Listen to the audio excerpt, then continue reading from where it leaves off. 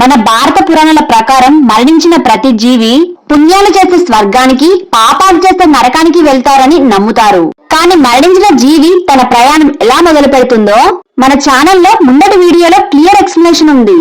ప్రస్తుతం జీవి మొదట వైతరణి నది దాటి యముడి చేత తీర్పు పొంది యమలోకంలో శిక్షను అనుభవిస్తారు. ఈ విషయం అందరికీ తెలుసు. కానీ యమలోకంలో అనేక నగరాలున్నాయి. వాటిని ఎలా దాటుకుంటూ అక్కడ రకరకాల నరకయాతన అనుభవించిన తర్వాతే యమలోకానికి చేరి శిక్షలు పొందడం జరుగుతుంది. ఈ విషయం మనలో చాలా మందికి తెలియదు. గరుడ పురాణం యమలోకంలో దక్షిణ ద్వారం గుండా ఉన్న 16 నగరాల గురించి వివరణ ఉంది.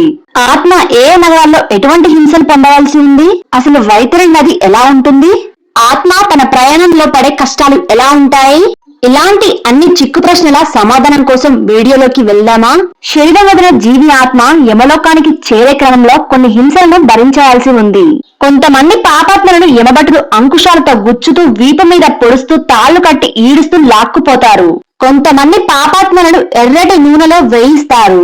యమపాశాలతో బంధించి ఇంకొందరిని ఈడ్చుకుపోతారు. ప్రాణులందరూ తాము చేసిన పాపకర్మలను తలుచుకుంటూ ఏడుస్తూ ఎన్నో యాతనలు పడి యమలోకానికి వెళ్తారు. అలా జీవుడు యమలోక ప్రయాణం చేస్తూ తన పూర్వజన్మలో చేసిన పాపాలను తలుచుకుని వాటి గురించి ఆలోచన చేస్తూ వేగంగా యమలోకంలోకి ప్రయాణం మొదలు పెడతారు. అలా 17 రోజుల ప్రయాణం చేసి 18వ రోజు నాటికి గరుడ పురాణం చెప్పిన 16 నగరంలోని మొదటి నగరమైన సౌమ్య నగరానికి చేరుకుంటారు.